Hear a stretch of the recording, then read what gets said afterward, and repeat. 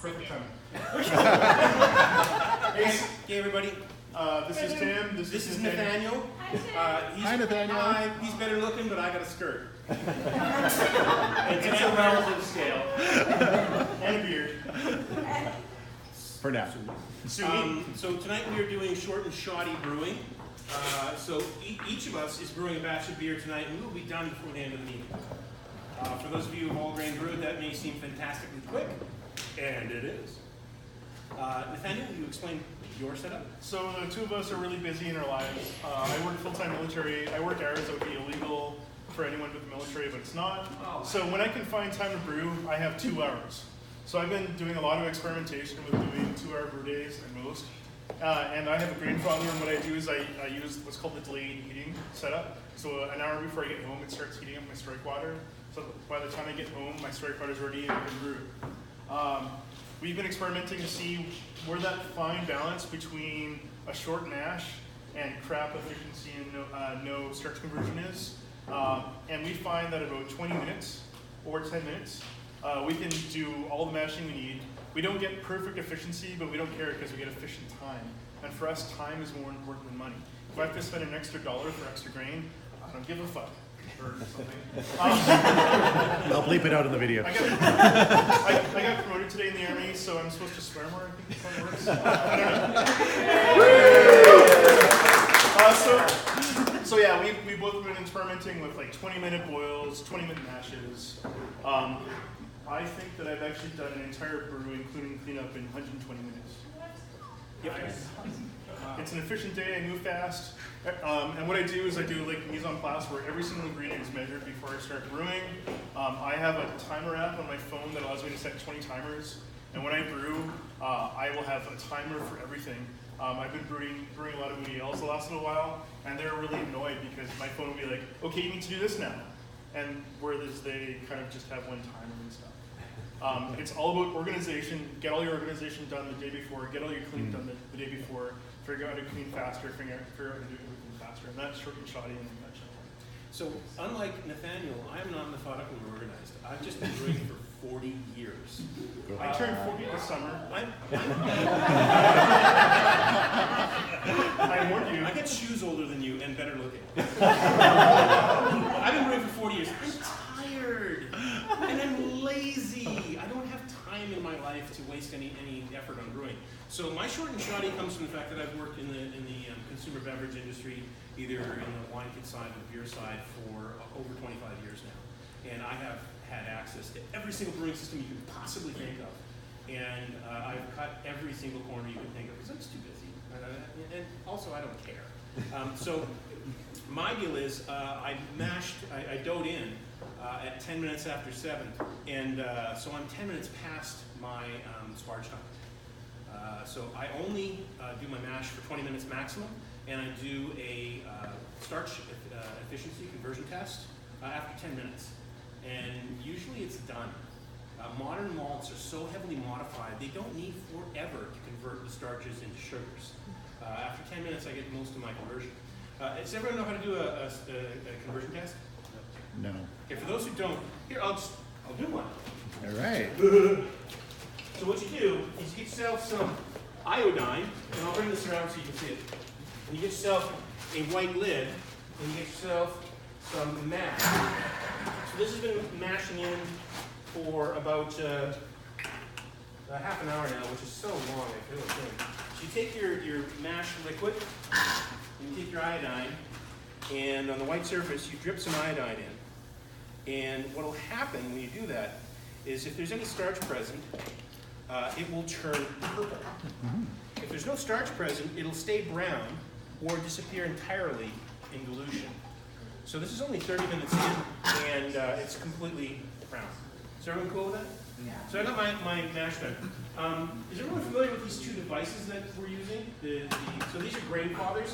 It's a semi-automated brewing system that has a programmable heating element and a pump that recirculates. Nathaniel's using it in the traditional sense as much as it has an interior vessel that allows you to use a grain basket and recirculate through that grain basket. And when it's finished mashing, you yoink it out and let it drain on top of the unit. and you sparge through that. That's way too much work. You're too much work. Wait, I'm using a brew in a bag method with my Grainfather. So at 7 o'clock, when it hit 158 degrees Fahrenheit strike temperature, I threw a bag of grain in, gave it a quick stir, and turned the pump on to recirculate through it. Because now I am ready to yoink the grain out and throw my hop charge in. If we hadn't had like 15 or 20 minutes of announcements, it's probably already done. Are you talking again? I was. I almost fell asleep. What are you guys brewing? What are we brewing? Nathaniel, what do you bring today? Beer. Bold choice, Cotton. Let's see how it plays out. Oh geez. So I'm gonna do a chocolate Irish stout, and he's gonna do a kitchen sink. Northeast IPA. So in the spirit of short and shoddy, my brew was, I literally just grabbed everything on my way out of the house today. So I had a bag of grain that was originally intended to make a Czech Pils. So it's 9.5 pounds of Pilsner malt and a quarter pound of Carahelis. So I just grabbed that. And I also grabbed a half-pound bag of experimental US 108 hops. You can't get these in Canada, so I don't know why. Mango, guava, citrus, lemongrass, stone fruit, coconut. And I have a yeast culture from, I forget who, like, one of those wacky yeast culture places at home on a starter plate. And it's Northeast IPAs. So I figured I'd throw in 4 ounces of hops for my boil phase and 4 ounces into my sanitized carboy, and then pitch the yeast and call it good. Oh geez. So That's a lot of hops, Tim. when in doubt, what do we do?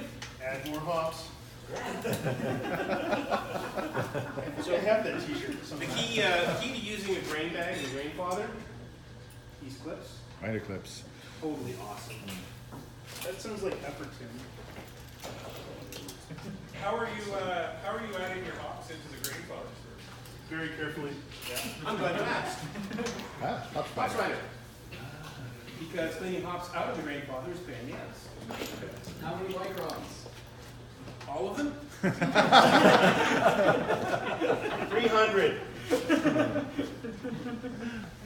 Okay, so in terms of calculation, I did a little back of the envelope in the car on the way down here, and I figured I'd need to get 22 liters of finished beer into the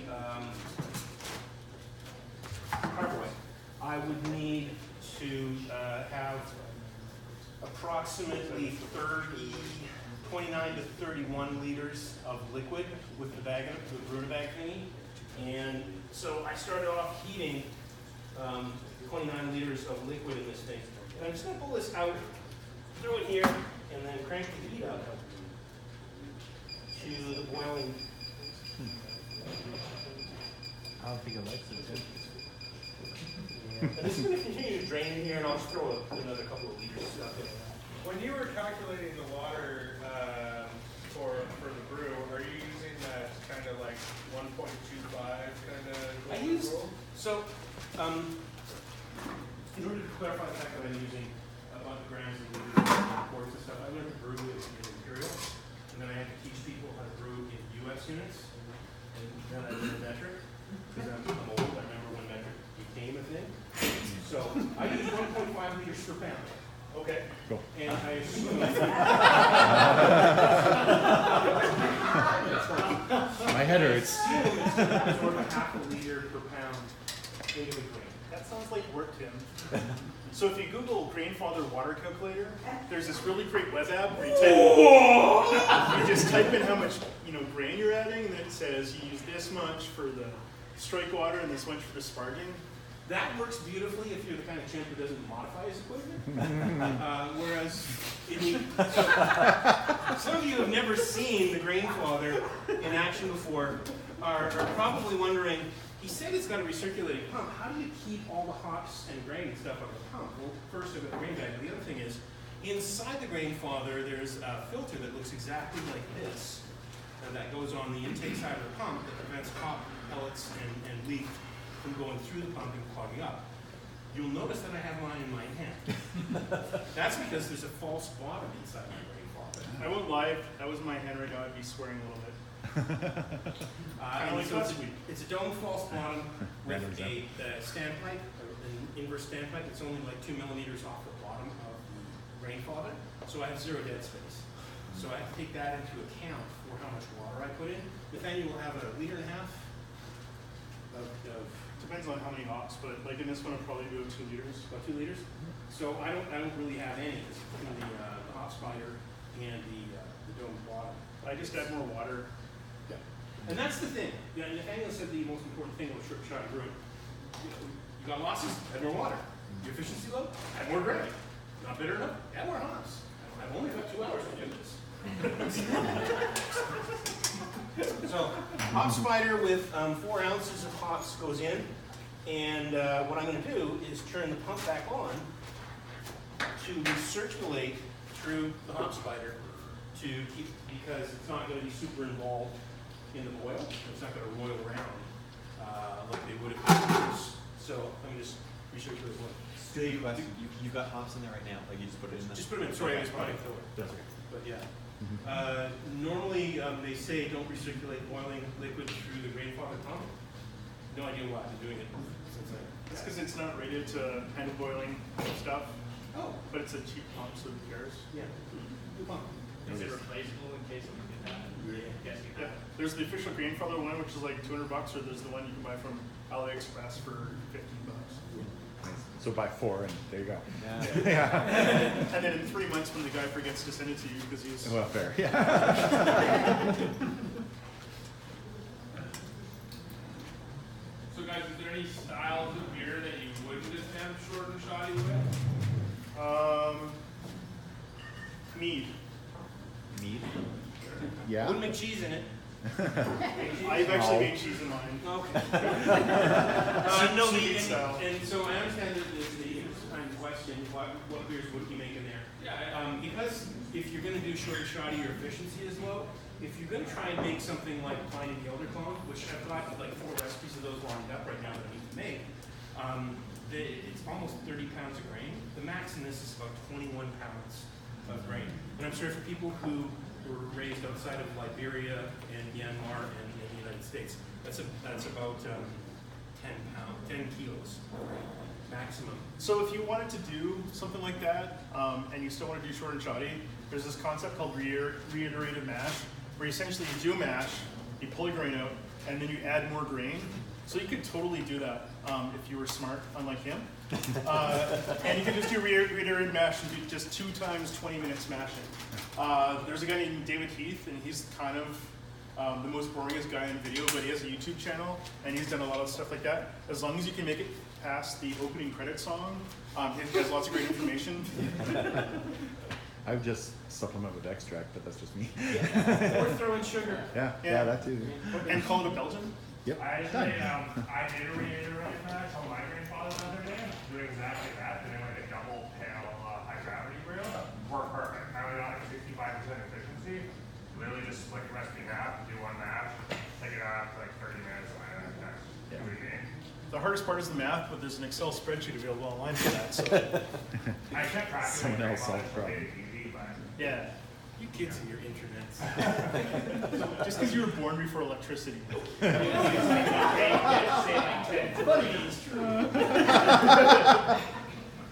By the way, I really love this guy. I should need to say that publicly. This is my best guy club, but it's fun to bust his balls.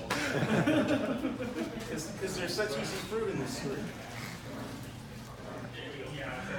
You'll notice there's a difference between, if you look at the 2 Grainfathers between Nathaniel and I, mine looks black and his looks shiny. I don't see color.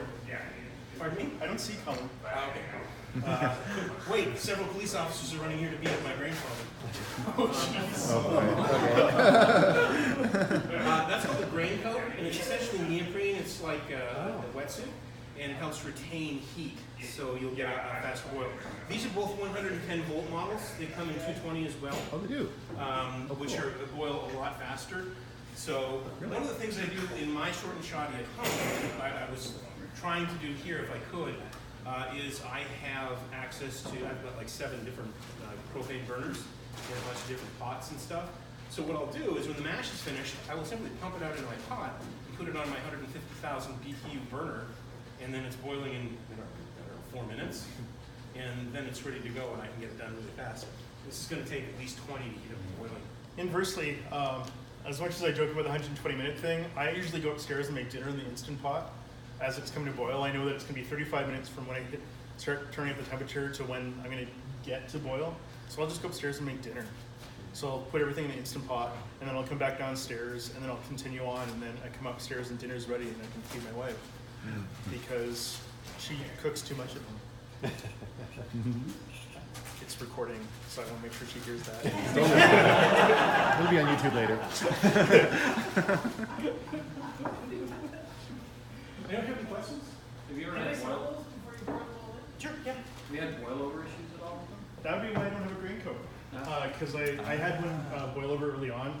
I've learned that if I just kind of tilt the lid halfway as I get close to the boil. So what I'll typically do is I'll set it to be to heat up to 5 degrees lower than boiling, because then it'll beep at me and I can come downstairs and raise the lid, and then away we go. Good, yeah. And so the difference in the neoprene coat is in efficiency or in Yeah, because I mean, Heat retention. Heat retention. Heat Yeah. Faster. Okay. yeah, the heat radiates the entire Okay. metal, because metal conducts heat. There was a big reduction in Yeah. lead times when I bought one. It's totally worth it, even though it's expensive. But you don't find it that Well, consequential, like, because I time out my entire brew day.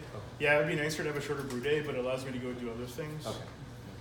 So like I said, I'll take the dogs out. I have 2 crazy rescue dogs, which have a lot of energy. So I'll take them outside, play with them, or go make dinner, or do the dishes or something. It allows me to say that I did something other than just brewing. So I'm going to brew in a bag. Nathaniel, tell them what that coffee machine is for. So I do kind of a brew in a bag, but I'll also do sparge. So I have a second little coffee urn that'll heat my sparge water up. At home I have a big bookshelf and I put it on top of there, and I'll just open it up. I'll pre-measure all the water going into it. And there's a little basket inside that I added all the grain to. Pull the basket out, do my sparge water, and away I go. Also, I did do some water adjustments before I go in. Oh yeah, water adjustment. Oh yeah, water adjustments. So I treated the water with a little bit of sulfur dioxide, potassium metabisulfite, in order to bond any municipal chlorine here. So municipal chlorine isn't a huge issue. It's not as much as people make it out to be. Because Vancouver, when you get to the tap, it's about 8 parts per million. It's really pretty low. And anything you smell isn't in the water, it's coming off. But a little tiny pinch of metabisulfite powder will, at chemical reaction speeds, which is instant, will bind to the chloride and turn it into potassium chloride or sodium chloride, which is table salt. And if you bonded out 100% of all of the chlorine in, say, 6 gallons of municipal tap water, you would wind up with 2 grains of table salt. Oh, so. Oof, just like that. So I threw some of that in, and I also threw in about a half a mil of phosphoric acid to drop the pH just a tiny bit. I would do mash water additions, but I'm not convinced it actually changes the flavor in any way. So I throw a little bit into the boil. I'm going to do a little bit of calcium chloride just to make the browning cross I'm throwing in there pop a little bit. But adding water additions to mash just feels kind of like a wasted energy. And Short and Shoddy is all about saving energy, so I'm not going to be as inefficient as this guy. When I do water additions like calcium chloride or Epsom salt syrup like that, my efficiency is not digging out my highly sensitive gram scale, but just reaching my hand into the bag. Wow. But I mostly don't do it because I'm with Nathaniel. It seems like extra work and attention. Has anyone here done a triangle test with their beer, where you brewed the same beer twice and then you had someone do a double blind where they poured 3 beers, 2 of one and 1 of the other, and the entire point is to try and figure out which one's the different one, or anything like that? Have you done? That's one thing I've been thinking about we should do at a meeting, is do like some triangle tests. Totally do Where we that. brew the same thing twice, and then we pour beers for everyone. Everyone gets 3 beers, and we don't tell them what's different. And they have to tell us which one's different. And if they pick the right different one, then they have to tell us what is different about it. So, Nathaniel, where did you get your impetus to brew Short and Shoddy from? Laziness? Well, there's also some people who are kind of inspiring about it, the Brewlosophy guys, and The they've kind of- Brewlosophy guys? Pardon me? The Brewlosophy guys? Brewlosophy guys, yes. And they've done some stuff where they prove that these short methods actually produce drinkable good beer. So I'm kind of a fan of the data they generate, not so much their style. But they generate some really strongly counterintuitive data. So if you're not following Brewlosophy, look them up and read their stuff. It's worth checking them out because I have a set of brewing habits that are 40 years old. Back when you could not all grain brew in this province because try find malted barley, you could not do it. It didn't exist. You also literally could not buy craft beer. When I started brewing because I read about beers like Guinness or Czechoslovakian lager and could not go to the liquor store and buy them because I was 14. Details. I grew a beer and at 14 and a half I still couldn't buy them because they didn't exist. So I had to make them and the stuff that was around just wasn't very good. You'd buy a brick of hops that actually looked physically like a brick you used to make a chimney out of, but they were yellow and smelled of cheese. That's the best that you would get. Can I ask a question? If there's time for it, and it's two parts, it's for both of you. How has your home brewing evolved, like from what you started with to like this? I'm way more judgmental, and she will be with me on that. Yeah.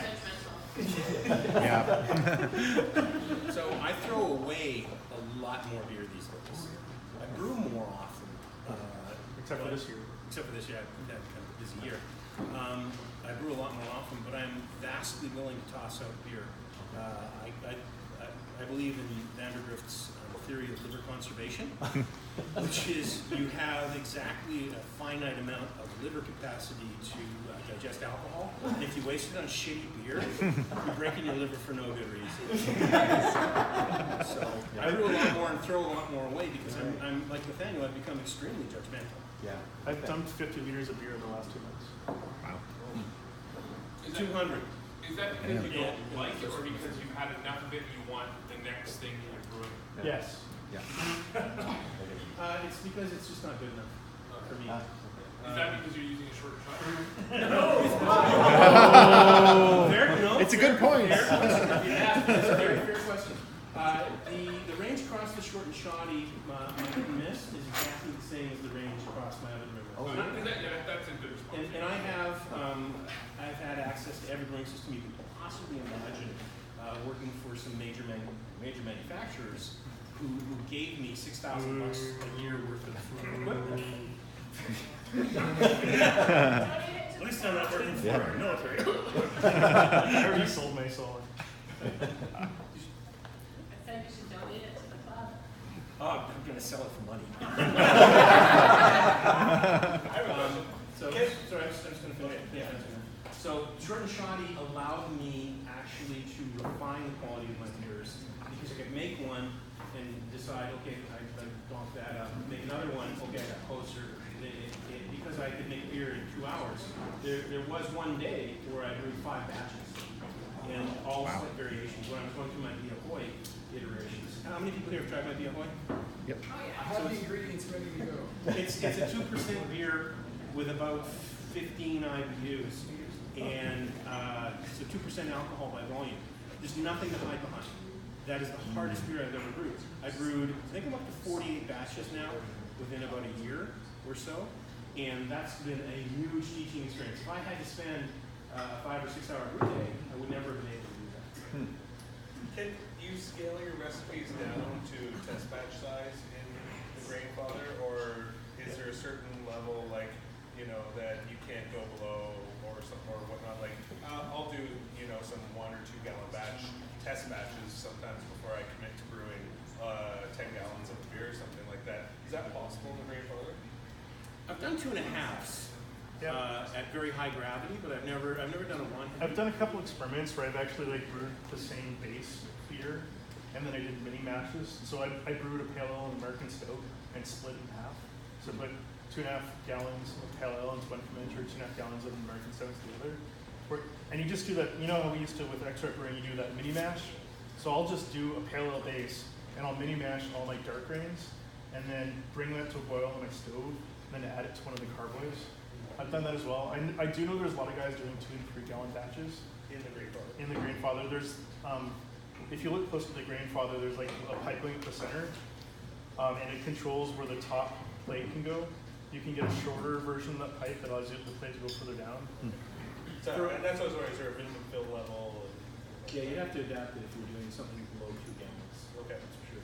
For me, if I'm doing a 1 gallon batch, I do it in a pot on the stove. I'm not gonna haul the Grainfather and have to clean it and stuff. I make my Grainfather hood. That's why I do vent hood.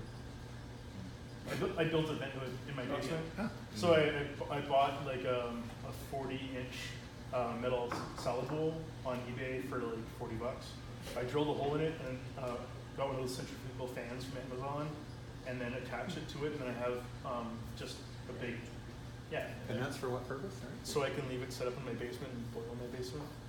And then just vent out of the fence, right? Yeah, it's just essentially, Okay. yeah. Can I mention, I've actually brewed with the Grainfather because That's a short shot.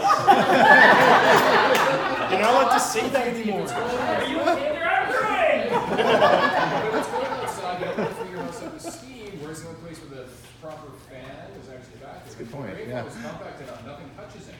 Yeah. A footprint on the floor. And the great thing about my setup is I'll before I go to work, I'll fill it full of water, and I'll delay the heating so that about an hour before I get home, it starts heating up the strike water for me. Brilliant. So when I get home, I can just mash in right away. So another interesting point on that is I generally tend to spontaneously brew. I work from home, and so I'll think, you know what, I need beer. I'll just brew that. And so I'll decide that at like 10 in the morning. My condominium has continuous command hot water heaters, and they're set at 132 Fahrenheit. So I will just run straight hot water to the Grainfather, and that saves an enormous amount of time heating the water up straight. If you have an older home that may have lead solder in the pipes, things like that, it might not be a great idea. But for me, it saves so much time that I don't have to worry about getting it from ice cold tap water all the way up to the heat. If I did, I would simply haul out a propane burner and heat that water up to increase my efficiency. How much does the Grainfather cost? Nothing, I got it free. Nathaniel. About 8 hours of insulting. They're around $1,000. Chad. Yeah, I got it from Tim. So they're around $1,000. I also have the older version. It doesn't have the fancy controller, which works fine. I might get the other controller, but they have one. That's You have more two? simple. No, Okay. I have one with the old controller. But that's another point. The control unit on it is replaceable very easily. It just unplugs, off it goes. So I have the old one that has a very basic user style. Captures controller. That one's more programmable and will actually adjust the power to the heating element. Whereas mine's more on. It's also Bluetooth, so you can control it through your smartphone. Step mashes are the Because why best not? thing ever. Because Yeah. So I mean, for mine, I just have to press in the temperature rather than Sounds like work. automatically, which is not a big deal. Really. over here. Tim that owns everything. Have you compared it to the Robo Brew? No, they're junk. No,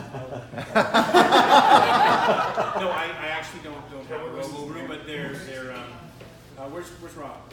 Judging tonight. Oh, Yeah. Pilsner's here. Yeah. He's here in Rob Oost has a Robo Brew, so next meeting maybe ask him about that. Does I- anyone else have a Robo Brew?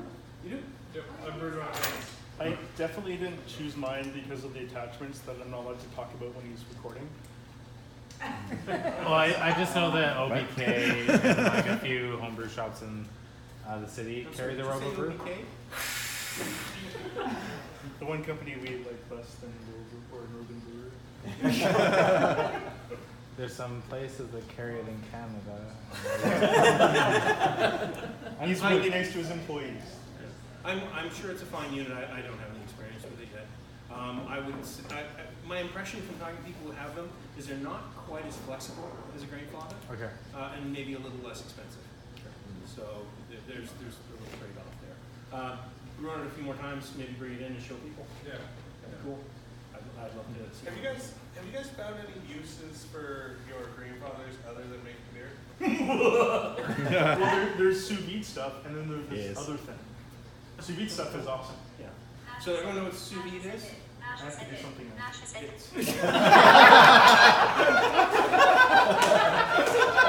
Nathaniel, your pants are talking. So for those who don't know what sous vide is, it's a way. Sous vide means Under vacuum. Under vacuum. And so what you do is you vacuum seal something, usually protein, a piece of meat, and throw it into water at a preset temperature for a very long period of time. If you cook a roast at 129 Fahrenheit for say 48 hours, it turns into a roasted butter. Sear the outside, and you can cut it with a spoon and eat it. So there's a lot of fun doing sous vide. And normally you buy a heat stick and an insulated cooler and a bunch of other equipment and junk like that. Or you have one of these, and it'll hold an entire, shoulder of pork, or a really big piece of meat. So you can sous vide huge stuff in there. I wouldn't do a turkey whole because there's a cavity in it. You can't get the vacuum inside to sort of surround it. But if you do turkey breast, So you need to stuff it with I think something. it's so tender. Anything else? Nope. No. That's it. That's it. Meat and beer. Meat and beer. Okay. So we will note that there is an attachment for the Grainfather, which can be used to distill water and essential oils. Of course. Of course, it doesn't work for alcohol because that is illegal in Canada always, and there is no way around that ever. And Vanbrewers does not endorse it absolutely at all. So it doesn't work. I'll bring some of my barrel-aged water. Jeff has actually asked a really interesting question. What if I was to take my Grainfather across the border? Still illegal. What? And could you could you make something different with it if you were in a region that you were allowed to make different things with it? You mean New Zealand? Which is basically New Zealand, So yeah. the distillation is legal, sir. Yes. But not in America. Okay, but if you took your Grainfather to New Zealand, Yep. you could make You can alcohol make distilled there. alcohol. Or Austria. Or yeah. Take up international waters. Pardon me? International waters. So it all sounds very Monkey knife fights. Yeah. Are there things, Tim and Nathaniel, that you miss from your sort of traditional vessel system? Wasting a day. I'm sorry. Wasting a day. I missed that 6-hour brew day. But besides, so the time is one thing, obviously, but is there, everything has its, maybe not, but most things have pros and cons, and sometimes one outweighs the other, and that's why you make a choice to go with one that has more pros. So volume. So you're limited by 5 gallons? You can brew really high, I can brew a high gravity, water it down, Right. water back, and get 10 gallons of this. But I've got a bunch of other systems, and I can put 30 gallons once, and if I do a high gravity and water back, I can put 60 gallons.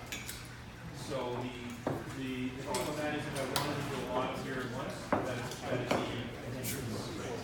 and if you can use short and shoddy on a propane fired 3-vessel system, you can achieve, again, the same sort of speed efficiency. Tough hours. If you're willing to do the whole thing. If I were to do big batches, I use my 2,000 liters.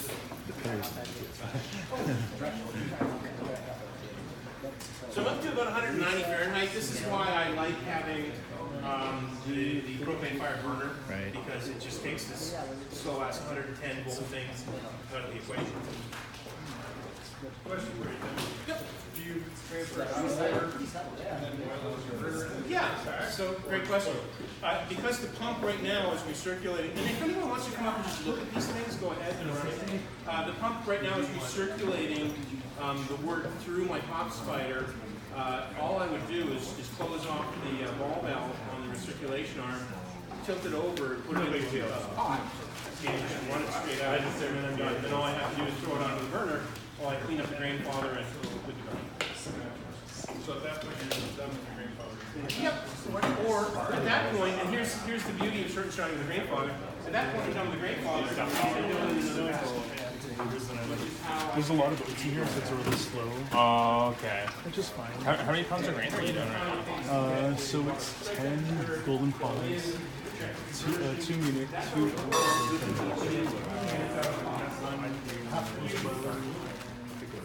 Today, so Grainfathers come with a counterflow chiller that sits on top of them. It's very cleverly designed, and you'll see Nathaniel using it.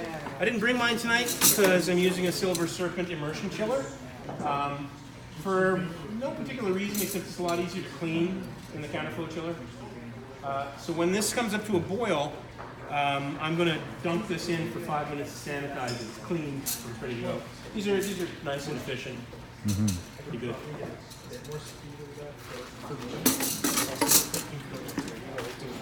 This is hard work. Who has it here? I wasn't joking. I've actually made dinner in blue batch and same development. I'm process, but I'm obsessed with time efficiency. All right, I think our presentation's over. Have a great night. Thanks for watching.